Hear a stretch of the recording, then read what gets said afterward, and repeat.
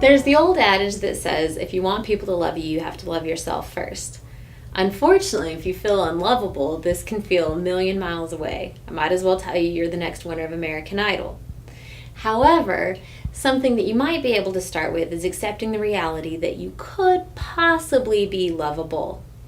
Unfortunately, when we don't love ourselves and we don't feel lovable, then accepting love from others, which would actually combat that feeling, is a true impossibility. It would be as if someone called me and told me I won a car in a raffle that I didn't even enter. I would never go to pick it up because I would think there was no way that it could be real.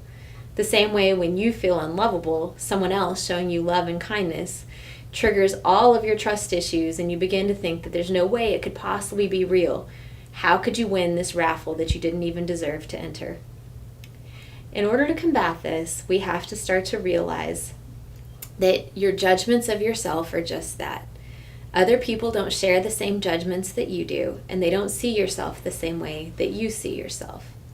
We must begin to take a step back and realize that the tape playing in our own head is truly not the voice of everyone else, and that we really are good enough to receive love from other people.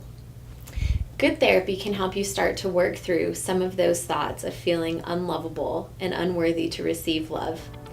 For more information on these and other types of therapies, visit us at InnovaRecoveryCenter.com.